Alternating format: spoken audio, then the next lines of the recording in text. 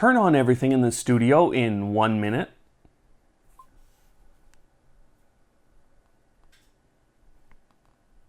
Oh, well, hi there. I guess we're going to have that and some other things on the newest Google Home updates.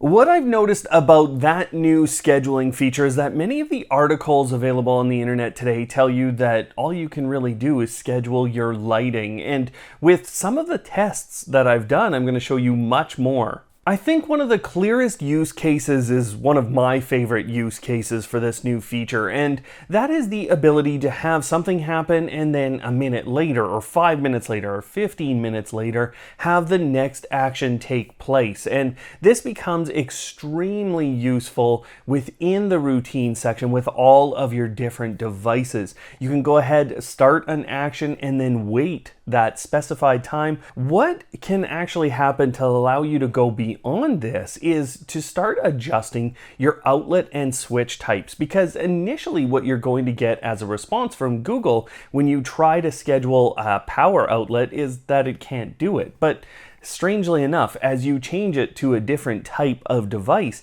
it instantly becomes available to schedule. Now, one of the things I've found the most useful with this is just to change it to a light type, or I can change it to air conditioners, coffee makers, dehumidifiers or humidifiers, fans, kettles, TVs is especially useful, and I've even found some success with certain camera types. Now, what I'll tell you with this is that the camera has to, within its integration with Google Home, given the ability to turn on and off the camera.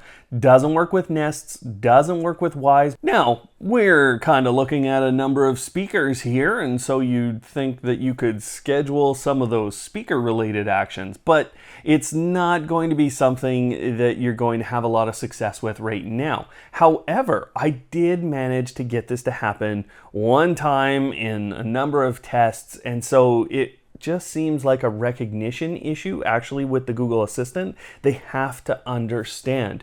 The other thing I want to tell you about is that if you say, I want you to schedule the something in 1 minute, it doesn't seem to work right. So what I want you to do is, whenever you're putting this into a routine, is actually to say the name without the word the in front. Speaking of that fancy ability to control what speakers do, well, we got the new interface here on the Google Smart Displays, and I'm sure you guys are seeing that roll out more and more to more of your displays. It's completely random when you're gonna get it, so just wait if you don't have it. But on top of that, what we've seen is better and better media control on the smart displays, but it really hasn't improved that much in the Google Home app, at least not until now. This becomes a gateway to a lot of things, and actually I'm going to show you a pretty significant workaround here. Now, the first thing about this new media page is that you get all your different sources, what's playing at the time.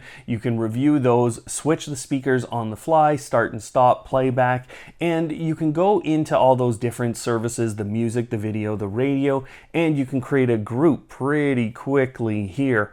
Now, all of that aside, there's something that Phil uncovered for us, and if you're not following Phil already on Twitter, you probably should be. He always seems to get these new features before I do, and actually, I just got this new feature late last night. Now, there's a very specific pattern that you have to follow, and I'm going to caveat all this and say you're not going to be all that successful. So it's wonderful to show you this thing, but it's not necessarily going to be useful day one. It's just something that you can start to try. Now, what's happening here is within this media section, we're heading down a very specific path. We're choosing a Chromecast device and we're playing basically YouTube music on it. Then we're choosing one of the speakers in our Google Home system, or we can choose multiple, and you can try that, but I haven't had great success. Now, what you then do is you switch over to the YouTube app, and now you hit that Chromecast button or that cast button. And what you're probably going to notice is that TV speaker +1. Now I've had, again, varied results, and actually when I did it with a smart display, it played the video on the smart display and the audio on the TV. Kind of an interesting situation, but not really what I was looking for. I haven't had good results with certain speaker types, so my Google Home Minis didn't work very well, but the Nest Minis worked all right. The Wi-Fi didn't work, but my Nest Audio did. Oh, and speaking of those Chromecasts, well, the new Chromecast with Google TV on it has been one of the fastest moving products that Google sold in a long time, and I think that's all because of the remote. But if you lost that remote, well, you were kind of SOL. And that meant that many people instantly had some frustrations, but you can now buy a remote replacement and you can buy a different color remote for your Google Chromecast with Google TV. And I think you guys know that I'm pretty much not normal. If you haven't noticed, well, then I check on things like specifications of remotes. And actually, when you look at the specifications on that remote now on the Google Store, what you're going to find is an accelerometer on there listed in the specifications. Now, they're not really doing anything with this at this point, but I could see all kinds of applications, and I'm going to go a little pie in the sky. Is it pie in the sky? I don't know what it is, but I'm going to go into the sky and tell you about a couple of things that I could see. Now, number one, they're going to know when you pick up the remote. They could probably set an auto on type of feature when that remote's picked up. They'll also be able to tell the orientation depending on how good the accelerometer is and the processing power that they have available to them. So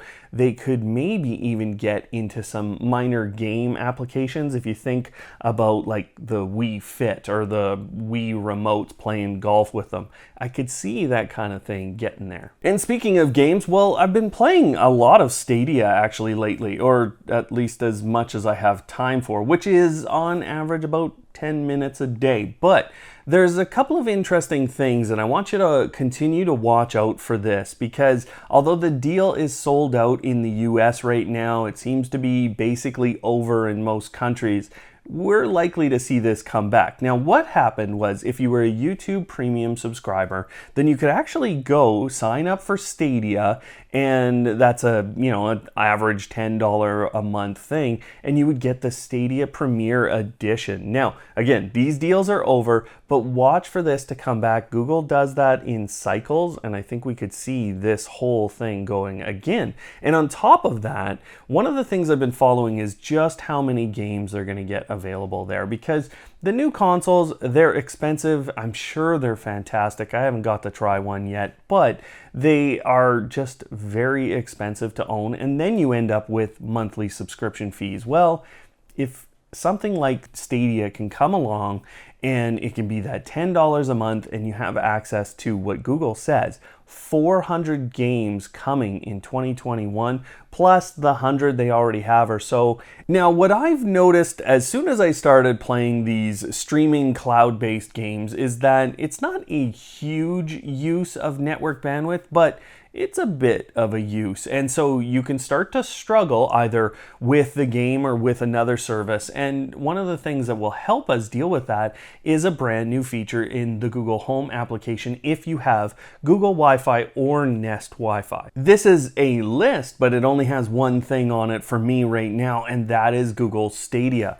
This is a preferred Wi-Fi services list, and I think we'll see this expand over time with other Google services or other things that they can track and other partners that they can bring into that. But right now, you could prefer your Stadia gaming service and therefore have it prioritized over other things. With all of these changes going into the app, I know lots of you were really frustrated with the loss of executing routines inside of the Google Home app. Now, that is back. You should see that. You see the little play buttons on the side. Plus, you're going to see down at the bottom, you can set a standard speaker or device for the routines to execute on when you're actually playing them off of the Google Home app. Recently, we saw one more service leaving If This Then That, and I kind of had some insight to this because of some of the discussions I was having with If This Then That around their new subscription model and blah, blah, blah. People freak out in the comments, go ahead. But You know what? I was able to kind of get advance notice that Life 360 was probably going to be leaving that service. And that was because they had a brand new API that they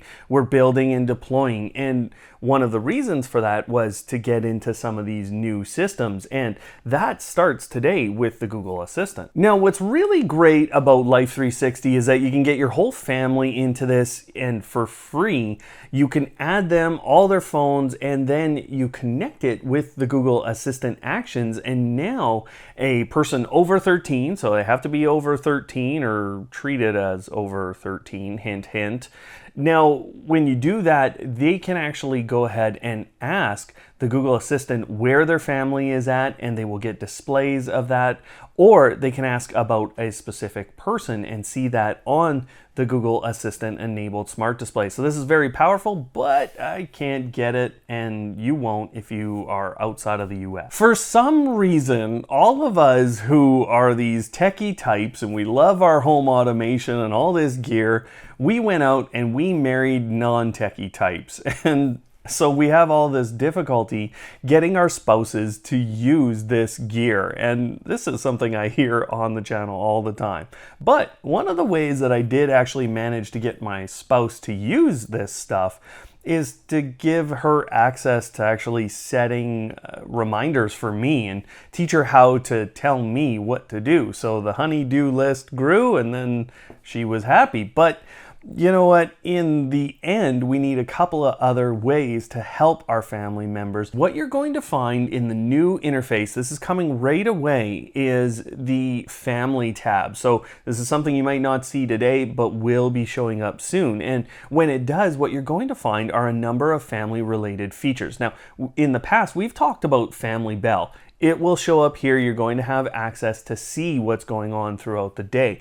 On top of that, you're going to get this new ability to add stickies to the front of the smart displays, or that main interface page. And this means you're going to be able to remind family members of things or just leave sticky notes around for your loved ones. Now, I think you can use that for reminders and appointments on their own. You don't necessarily have to set specific reminders. I think that's a really great function. But on top of that, you're also going to find kids with additional education and entertainment content sitting here for when you have kids in your home. I don't know how often I order pizza, but I do know that it's often enough for me to have found, I think, this feature first. Now, there were people telling me about it on Twitter, but I'll be honest, I've ordered enough pizzas and asked for enough pizza timers on my device that I saw this going on. Now, what's interesting about this is that you can ask for things like rolls timers or chicken timers, and there's a ton of other options out there where you're going to get specific animations or specialized animations and specialized sounds when it's ringing.